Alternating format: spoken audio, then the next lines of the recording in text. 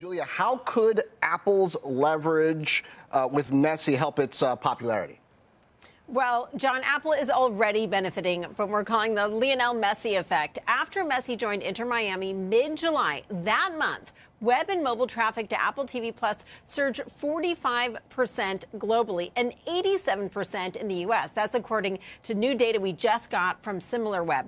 Now, so far in August through Saturday, traffic is up 53% from a year earlier. Now, within a month of Messi joining the team, its owner tweeted out that subscribers to Apple's MLS season pass have more than doubled. It's worth noting that Messi is an ambassador for the league and also for the subscription service. His deal with Inter Miami includes a share of MLS season pass revenue. John. Interesting.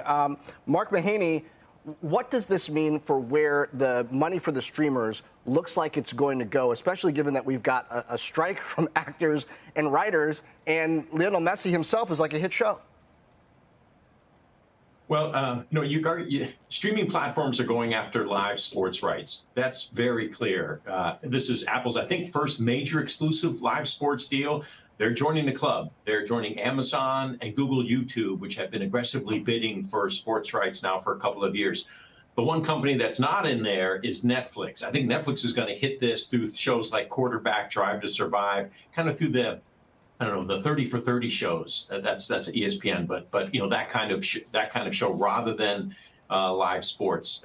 But yeah, given the writer's strike, which is a real issue for all streaming companies, maybe there's a small relative advantage for Netflix, but it's just small. Overall, it's a negative development. If they can't get this resolved, it does make people who've got live sports, they're going to be more attractive to audiences through the balance of the year when there's probably going to be a deficit of new content launched. So there is a real issue here. Steve Kovac, this is an interesting feather in Apple's cap, given that the Apple TV strategy for them has been spend less on a curated set of things. They were doing that before it became popular, to just spend less. That's right. They're trying to be like what HBO used to be back in the day under Richard Butler, just this high quality, Oscar bait, Emmy bait content.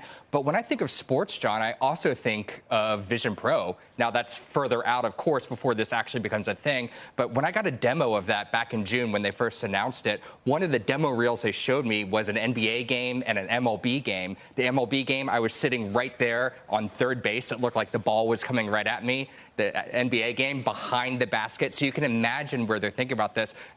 We heard from Sheldon Silver of the NBA talk about how they're already thinking about adding this kind of stuff or NBA content to the Vision Pro. So it's more than just like, let's get more subscribers for Apple TV. Sports could be a huge thing for this next computing platform that they're trying to make happen next year.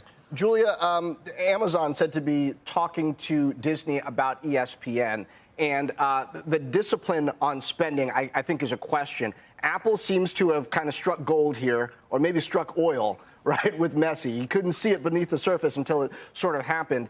Do you think this makes a deal like ESPN, Amazon more likely to happen, or less, just because it's going to be so expensive relative to what Apple's managed to spend?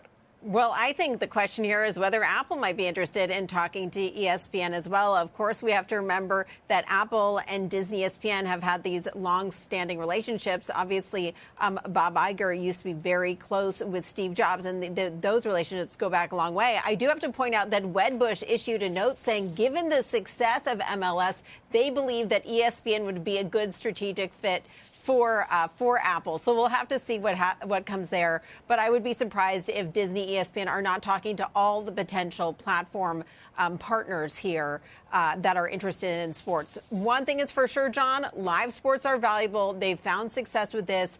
Apple's going to be watching very closely to see if the people who sign up for Lionel Messi end up sticking around to watch their other shows and whether they become long-term subscribers to the platform or whether this is more of a short-term blip. And I think that's going to be the key thing that may really influence how much more they want to invest in sports. Mark, Apple has a lot of money, but they don't necessarily like to spend it. Are they going to force others to spend the money in this situation?